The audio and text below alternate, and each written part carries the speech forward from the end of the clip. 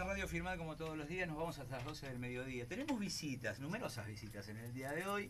Primero vamos a presentar a la dama, está con nosotros la senadora nacional Marilyn Sacnún. ¿Cómo estás, Marilyn? Buen día. Muy bien, Gracias buen día. por venir. No, por favor, es un gusto siempre. Bueno, y también estamos con el ex intendente y actual diputado, ex intendente de Las Parejas y actual diputado del Parla Sur, Diego Mancilla, que también nos ha visitado. ¿Cómo estás, Diego? ¿Qué tal? Buen día. Muchas gracias por venir. No, ustedes. Y bueno, y nos visita hoy, agradecemos doblemente la visita y le damos la bienvenida en nuestros estudios al licenciado Sixto Valdés Cueto, que es cónsul de Bolivia y que, bueno, ha tenido la gentileza de tomarse un ratito y venir a visitarnos. ¿Cómo le va? Bienvenido a la ciudad de Filmar y bienvenido a nuestra emisora.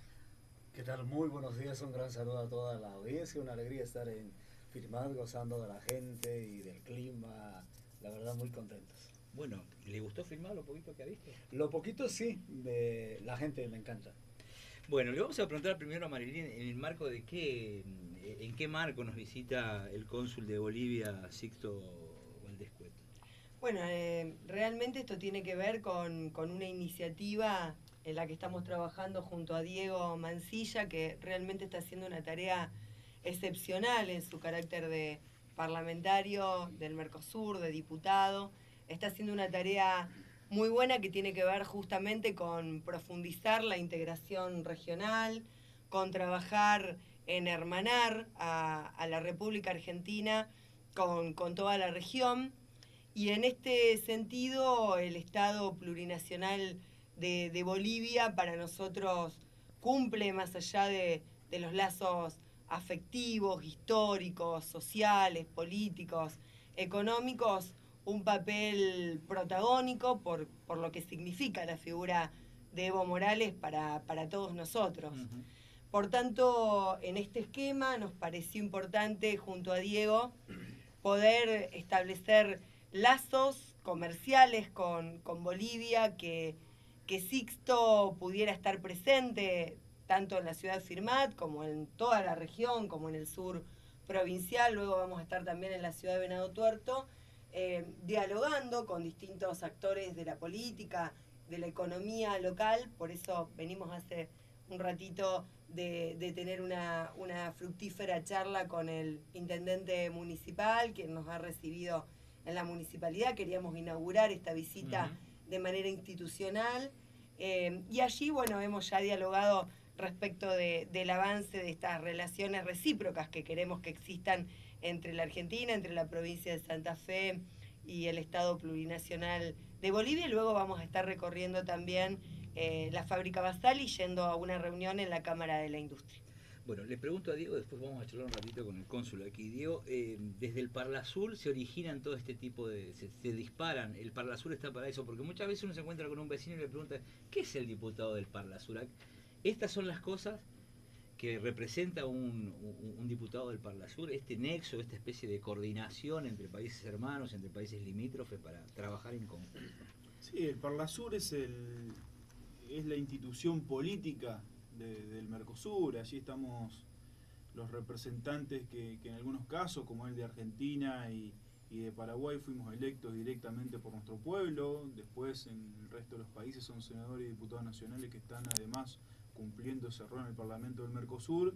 Y nosotros consideramos, por lo menos desde nuestro proyecto político, que es una tarea que tenemos que hacer, que más allá de la tarea parlamentaria que estamos llevando adelante con un montón de proyectos que apuntan a eso, a la integración entre los pueblos hermanos latinoamericanos, nosotros tenemos que dar algo más, tenemos que trabajar y ser parte importante también en la gestión, en acercar las herramientas de los distintos pueblos a los territorios. Y bueno, en esa búsqueda permanente de trabajo conjunto, hemos encontrado en Sixto una persona en la que hablamos el mismo idioma, en la que compartimos el trabajo de territorio. Sixto es un cónsul que no se queda en el consulado de Rosario, que permanentemente está recorriendo la provincia de Santa Fe, y en eso nosotros nos vemos identificados.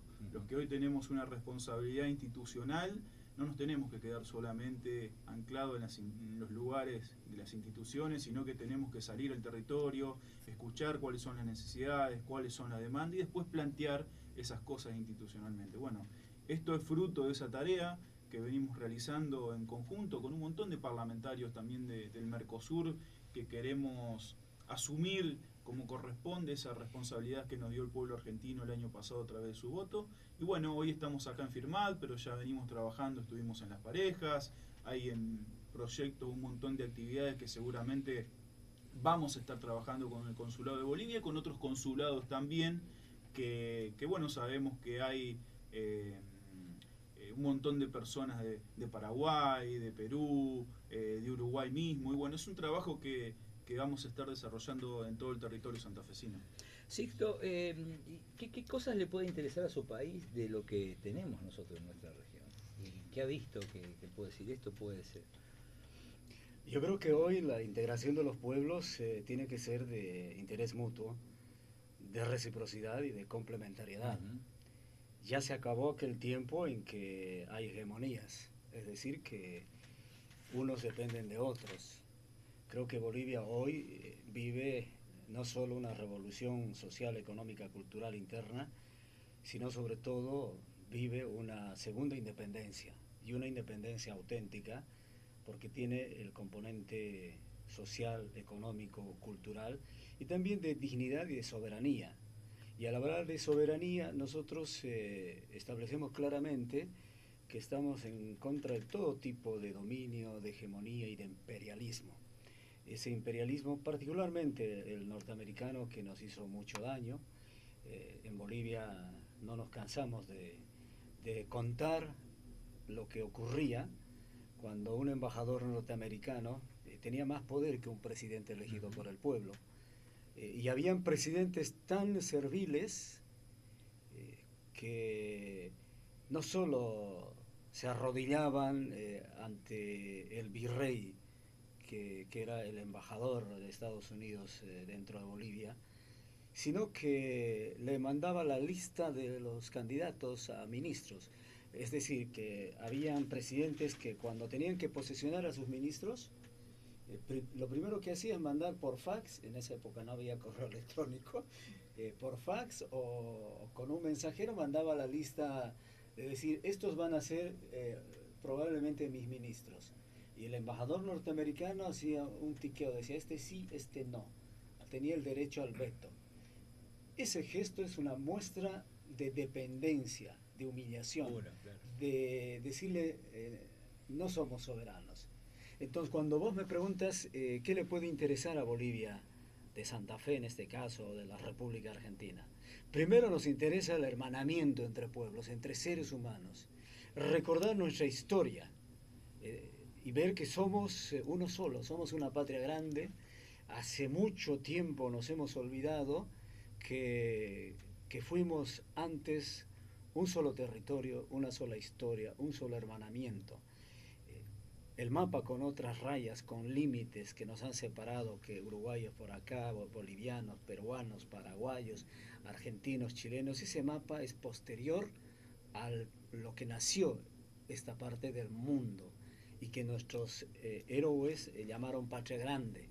Entonces lo primero es eso, porque ningún negocio puede surgir si solamente pensamos cuánto gano yo, ¿Y cuándo te llevas? qué ofrezco, cuánto me aprovecho. Se acabó eso. Para nosotros la economía no es aprovechamiento. La economía es complementariedad, es necesidad. La economía es que todos ganemos, que acá no haya un hegemónico, donde inclusive la hegemonía tecnológica, educativa, cultural, porque la colonia, ¿qué es lo que nos ha dejado de herencia, además del saqueo material económico? Nos ha dejado esa herencia de una mentalidad colonial, una herencia cultural, ¿no? también, La cabeza, claro, donde nos hicieron creer que unos eran menos que otros, que unos eran superiores y que otros eran inferiores, que unos deberían obedecer y otros mandar, que los blancos eran los mejores y que los indígenas y originarios eran lo peor, que la filosofía que ellos traían era lo mejor y que nosotros no teníamos pensamiento, que el Dios que traían ellos era mejor que nuestra creencia, nuestra cosmovisión religiosa de los pueblos originarios. Entonces, eso también creo que es importante hablar. Y después vendrá el resto, decir, a ver, ¿qué te doy yo como Bolivia y qué me das vos?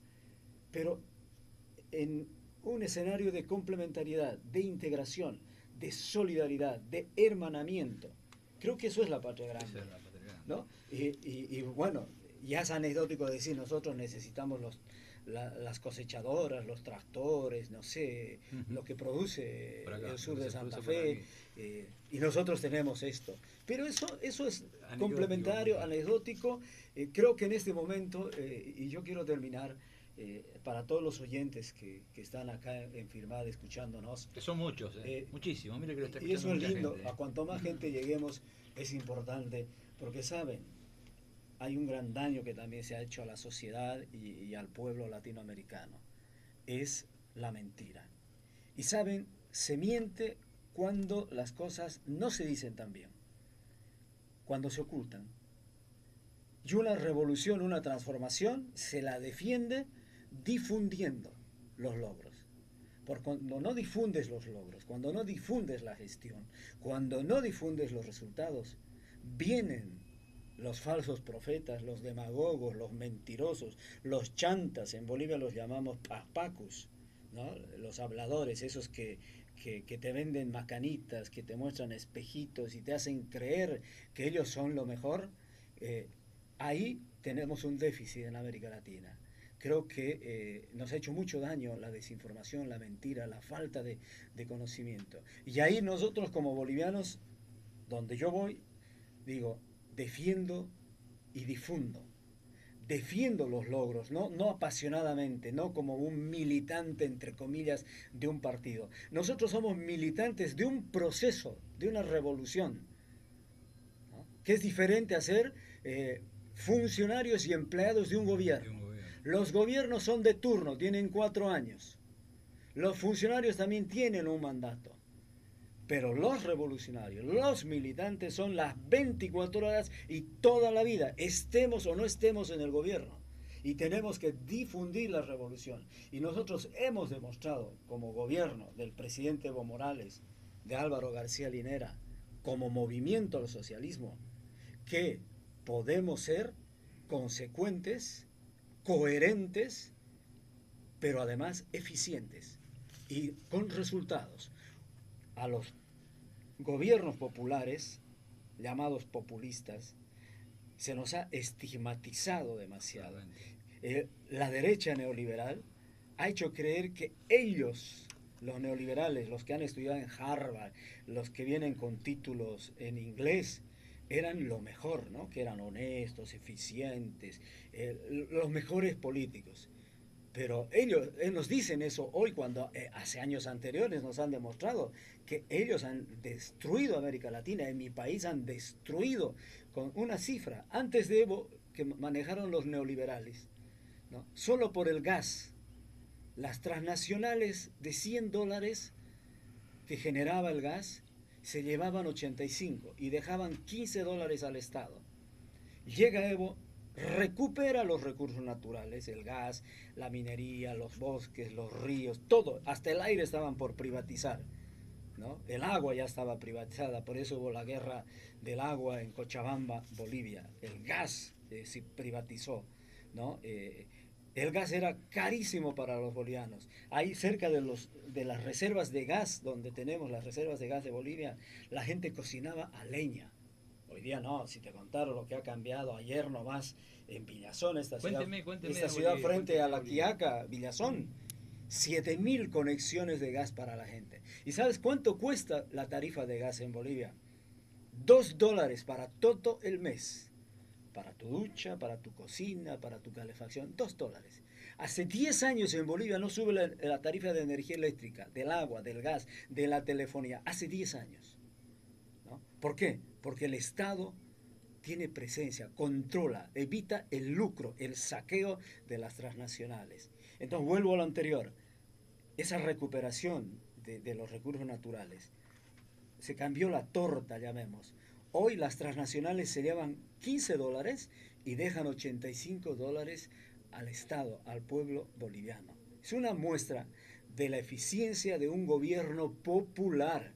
Los neoliberales tan eficientes, ¿no? Tan sabios, tan perfectos, tan inmaculados, ¿no? Los mejores del planeta, ¿no? Ellos se creen eso. Además se creen honestos, ¿no?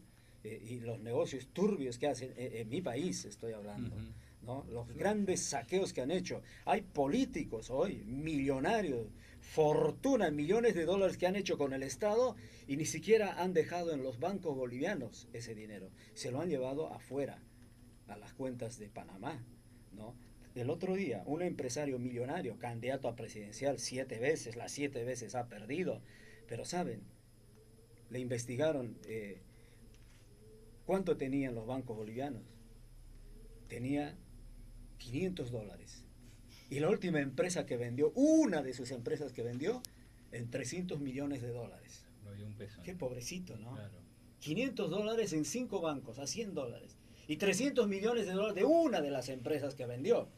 Una estoy hablando. ¿Dónde están esos 300? Esos son los que hoy vienen a hablarnos de eficiencia, que son el cambio, que son los grandes transformadores. Eso pasa en mi país también.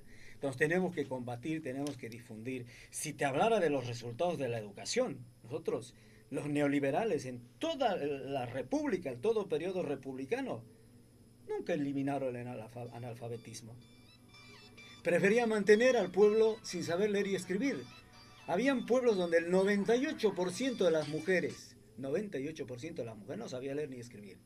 Vino Evo, que no pisó Harvard, ¿no? Pero un hombre de pueblo. Hoy hemos eliminado el analfabetismo. Crecimiento económico. Durante 9 años Bolivia no tiene déficit económico. Durante 8 años con superávit económico. 7 años seguidos de crecimiento en Sudamérica. Un país donde se da doble aguinaldo. Un país donde el salario se incrementa por encima de la inflación. La inflación, ¿sabes a cuánto llega anual? A 3%. Anual. En Bolivia puedes almorzar con $2. Y un buen almuerzo. Con $1 muy bien comes. Pero con 2 ya comes mejor. O sea, es una muestra de que un gobierno popular puede resultar eficiente, te puede gobernar para el pueblo, no para una élite. Me dirás, sí, es que los pobrecitos, los ricos, los dueños de tierra. No, un cachito. Los bancos están haciendo fortunas en Bolivia, sí, claro. Pese a que el Estado hoy controla las tasas. ¿En qué país el Estado controla las tasas cuando los bancos han impuesto la dictadura de las tasas? En Bolivia, el Estado pone las tasas para vivienda y para producción. Entonces crecen las empresas, la gente tiene su casa. Pero no solo eso en los bancos. A nivel de industrialización, hoy Bolivia ha dejado de comprar diésel, el gasoil llaman acá, ¿no? Sí, gasoil. Ha dejado de comprar GLP, gas licuado de petróleo, porque hemos empezado a industrializar. Antes todo el gas, todo nuestro petróleo salía en bruto, sin valor agregado, ¿no? Hoy hemos industrializado. Con nuestros recursos hemos industrializado. Entonces hoy le vendemos GLP al Perú, le vendemos GLP al Paraguay. Estamos terminando de ser soberanos a nivel de energía eléctrica, le vamos a vender a todos los países limítrofes. Estamos camino a la explotación del litio. Bolivia tiene las reservas más grandes de litio en el mundo. Lo mismo del hierro. Pero ¿qué concluyo? Que es mentira que los neoliberales son grandes administradores. Mentira que los neoliberales son honestos. Se puede, con gobiernos populares, con gobiernos progresistas, ser honestos y ser eficientes. 2 más 2 es 4. Porque a los neoliberales, les gustan los números. Y nosotros con números estamos demostrando que hemos bajado la pobreza, ¿no? Pero además, el crecimiento económico ha permitido grandes inversiones en Bolivia. Ninguna de esas transnacionales que antes se llevaba casi todo, ninguna se fue. Antes se llevaban 85, hoy se llevan 15. Con 15 no se ha ido ninguna. La Petrobras brasileña, la Total de Francia, ¿no? La Repsol española, la Gazprom rusa. Todas las grandes empresas del mundo están en Bolivia y ganan dinero. Y te puedo seguir hablando de las grandes utilidades que se están dando, por ejemplo, en Santa Cruz de la Sierra. Todas las cadenas hoteleras del planeta están haciendo inversiones, hoteles de $500 millones en todo el país. la cantidad de casas que se entregan hoy día, casas sociales gratuitas, no hay tiempo. El presidente Morales se levanta a las 4 de la mañana, a las 5 ya está trabajando con su gabinete. ¿Tú has visto un presidente en América Latina que se levanta 5 de la mañana y termina 12 de la noche? Y que en un día está en 5 regiones de Bolivia laburando, entregando obras. No, Evo lo hace porque no hay tiempo para entregar obras. Ya la agenda, y trabaja sábado, domingo, feriado. En su cumpleaños el Evo ni siquiera ha festejado, ha estado laburando. Pero es todo el año es así. En los gabinetes 5 de la mañana. 5 de la mañana los gabinetes de ministros. Pero a las 6 Evo ya está en otra ciudad. Está volando ya a otra ciudad. Entonces todo tiene que ver con todo. Perdone que me haya extendido, pero creo que en ese contexto se puede dar todo, ¿no? En ese contexto, y vos hablabas de Bolivia recién, Sixto, y contaba todo lo que cambió Bolivia. Para eso fue necesario también que el pueblo boliviano también empiece a entender que desde lo cultural también nosotros le llamamos cultural a toda una cuestión aquí que tiene que ver con nuestra manera de vivir y todas esas cuestiones. El pueblo boliviano fue entendiendo eso. Y la otra, porque sabemos que tenés una conferencia en un ratito, la otra pregunta es, bueno, pareciera que Bolivia ha quedado solita en medio de un escenario neoliberal que empezó a florecer de nuevo en la llamada Patria Grande, con Brasil, con este golpe en Brasil, con lo que pasó en Argentina ahora con este nuevo gobierno, Tabaré, que pareciera que nunca se sabe bien qué pasa ahí, Paraguay en otra historia también. ¿Cómo queda Bolivia en medio de este escenario político que se ha dado en el continente? Con mucha esperanza, sin miedo. ¿Por qué vamos a tener miedo? 500 años nuestros pueblos han resistido todo tipo de golpes, todo tipo de humillaciones. Y sabes, la política, las revoluciones como la vida de los agricultores. Hay tiempo para sembrar y hay tiempo para cosechar. Y para cosechar hay que tener paciencia. Y paciencia, ¿sabes por qué? Porque también en la producción agrícola tienes tormentas, granizadas, inundaciones. Y no te quedas con las manos cruzadas en esos tiempos. Con esa tu esperanza, con tu laburo, tienes que pensar en la próxima siembra, en la próxima cosecha. No por la tormenta temporal vos vas a ir de vacaciones. Para la revolución no hay vacaciones. Y cuando te golpean, cuando te derrotan, no puedes irte a tu casa a descansar. No son tiempos para estar con la cabeza agachada, decir, hemos sido derrotados, estamos solos. No, esta es la época de siembra, es la mejor época. Cuanto más se golpea, más tienes que volver. ¿Por qué te vas a sentir solo? ¿Por qué? Si tienes hermanos en América Latina que están sufriendo, ¿por qué no luchar con esos que sufren? Con los desempleados, con los humillados, con los maltratados, con los discriminados. ¿Sabes? Algo, en la vida nosotros los bolivianos hemos aprendido en que podemos estar golpeados, pero nunca nos van a matar, nunca nos van a ver arrodillados. Pueden haber un poco noches largas, pero estamos luchando para que amanezca rápido. ¿Y sabes qué es eso? Es militancia, es organización. Es fácil ser revolucionario y militante cuando tienes el poder, cuando estás en el gobierno. Hay otra frase que usamos en Bolivia: ahora es cuando. Ahora es cuando tienes que militar. Ahora es cuando tienes que resistir. Ahora es cuando tienes que ser creativo. La revolución se hace con creatividad. No repitiendo textos, frases, libros, manuales de conducción política, nada de eso. Está muy bien, eso sirve para el conocimiento. Pero la historia no se repite. los líderes no se repiten, las circunstancias no se repiten. Entonces el revolucionario tiene que ser permanentemente creativo. Y hoy, en vez de estar con la cabeza tristes, nos han derrotado estos tales y cuales en América Latina, la cabeza, el cerebro que tenemos, usemos para crear. A ver, ¿cómo volvemos a enamorar en primer lugar? ¿Cómo volvemos a emocionar? ¿Cómo volvemos a generar pasión por la transformación? Anda creando en la música, en la cultura, en la política, en el sindicato, en la historia. Y obviamente hay ciclos. Hay ciclos en los que se tienen que ir cerrando unos y abriendo otros. O sea, nosotros lo vemos de esa manera. Si a nosotros nos han derrotado varias veces, nosotros todavía no hemos cumplido 200 años de independencia.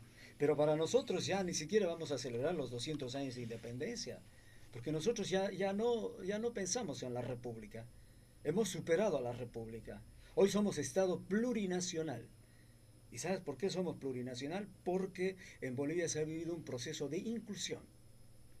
Así como la colonia nos oprimió, nos generó saqueo, la república también fue muy mala para el pueblo. ¿Por qué? Porque en la república tuvimos dictaduras y tuvimos neoliberales que no trabajaron por el pueblo. Entonces tuvimos que hacer una segunda independencia, una revolución, inclusive en lo agrario. Hoy le contaba al intendente, nosotros hemos eliminado el latifundio. Había gente que tenía 100.000 hectáreas de tierra, que obviamente el Estado le había regalado, porque vos puedes tener lo que quieras si laboras, si te mataste en la vida trabajando. Claro, sí. Lo que quieras, hacer lo que quieras con tu plata. Pero si te regalaron las 100.000 hectáreas, si tu amigo que estaba en el poder te regaló eso, un cachito, ¿no? Un cachito. En eso hemos eliminado por referendo y en la Constitución, eliminar el latifundio. Hoy nadie en Bolivia puede tener más de 5.000 hectáreas. Y si esas 5.000 hectáreas no son productivas, se las reviertan al Estado. Todas las que se han revertido se da a la gente hoy. Entonces, y termino, cuando escuchas a gente que tiene expresiones xenofóbicas, cuando habla muy mal de sus vecinos, ¿no? De sus hermanos, cuando a sus hermanos los ve como extranjeros, cuando él también viene de migraciones históricas, entonces uno ahí se pone a pensar y a decir, un cachito, la memoria. ¿Saben? En la vida, dos cosas, por lo menos en nuestra cultura hemos aprendido, y nuestros papás, nuestros abuelos nos han enseñado. No tenemos que ser malagradecidos y no tenemos que perder la memoria. Los malagradecidos son traidores, y los que pierden la memoria pierden de dónde vienen, qué son, qué eran antes, y se vuelven soberbios y se vuelven discriminadores y se vuelven xenófobos. No ven quiénes eran sus abuelos, y después tienen cara para odiar a otros, para hablar mal del otro, de ver como enemigo al hermano. Con eso termino. La verdad que Sisto, muchas gracias por el momento, por el espacio. Se tienen que ir si los colegas tampoco esperan tanto así para hacer una charla con vos. Les digo a los colegas, si alguno está escuchando, vayan, que la van a pasar muy bien y van a escuchar que el sueño de la revolución no es nada más que una utopía. En un país muy vecino, que alguien venga y hable de su revolución, de su país, realmente a mí me